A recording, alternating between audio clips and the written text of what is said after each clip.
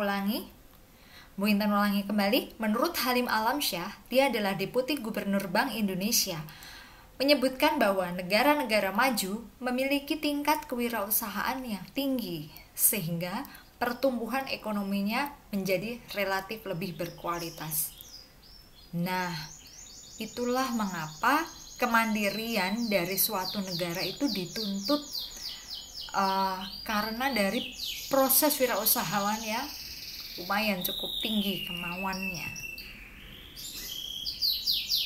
Sekarang selanjutnya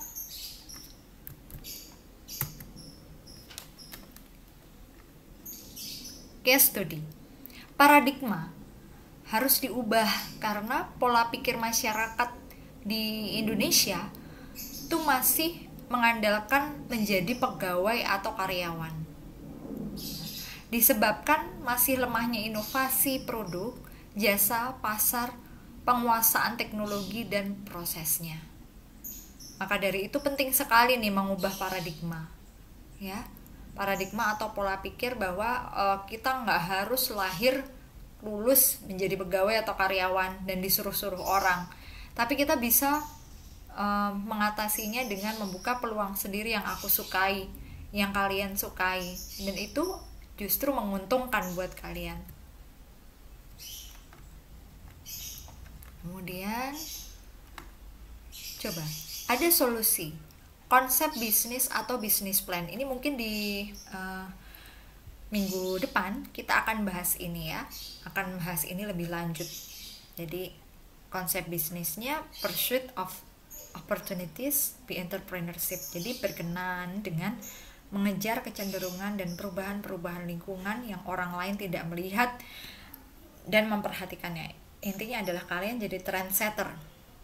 Terus berinovasi, innovation entrepreneurship, mencakup perubahan, perombakan, pergantian bentuk, dan memperkenalkan pendekatan-pendekatan baru, yaitu produk baru atau cara baru dalam melakukan bisnis. Nah, growth pasca entrepreneur, mengejar pertumbuhan, mereka yang tidak puas atau satisfied dengan tetap kecil atau tetap dengan ukuran yang sama, tapi menginginkan bisnis itu berkembang, bertumbuh, terus do something, work hard, ya, bekerja keras untuk meraih pertumbuhan itu sambil berkelanjutan, mencari kecenderungan dan terus melakukan inovasi produk. Nah, sekarang kita bahas bisnis dan teknologi New Economy Born the New Era. Infrastruktur, keuangan, dan ekonomi nasional itu ditandai terutama oleh dominasi layanan dan teknologi, yaitu aset yang tidak berwujud. Dan penghapusan bekas infrastruktur itu, manufaktur fisik ya, dan industrialisme itu aset yang berwujud.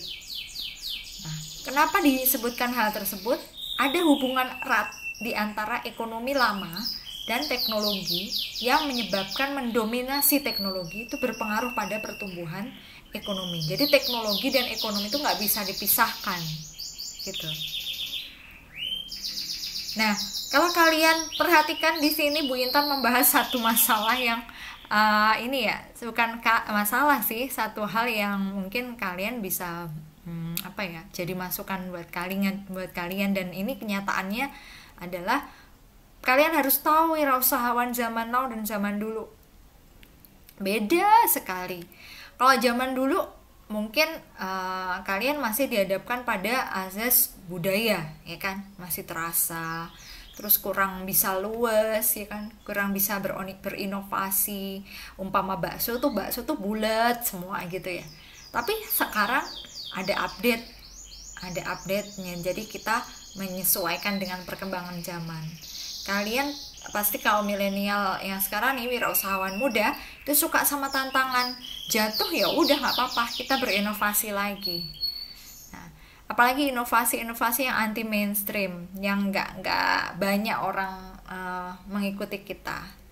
Oke lah, bakso kalau zaman dulu bakso bulat, tapi kalau zaman sekarang bakso ada yang dibikin kotak, ada yang diisi sama rendang, ada yang di bakso yang dari jamur, dan masih banyak lagi inovasi-inovasi yang keren dan anti mainstream yang membuat kalian jadi peluang usaha buat menjanjikan untuk kalian. Nah, sekarang diskusi. Jadi sebanyak 1.500 wirausahawan pemuda itu dapat modal nih, maksimalnya 25 juta. Nah, diberikan oleh Kementerian Koperasi dan UKM. Pak Tamim menjelaskan program penguatan permodalan untuk wirausaha pemula ini memasuki tahun ketiga diselenggarakan program ini.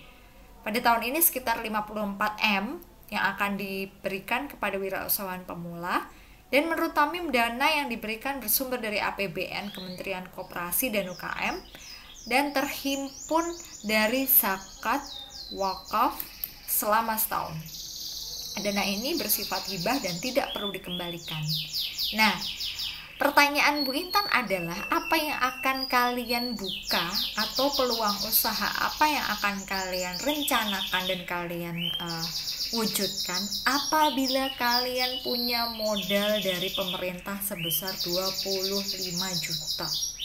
Coba deh kita diskusikan bareng-bareng nanti di Zoom kita pertemuan malam ini. Oke, Ibu harap kalian semua ikut ya, join.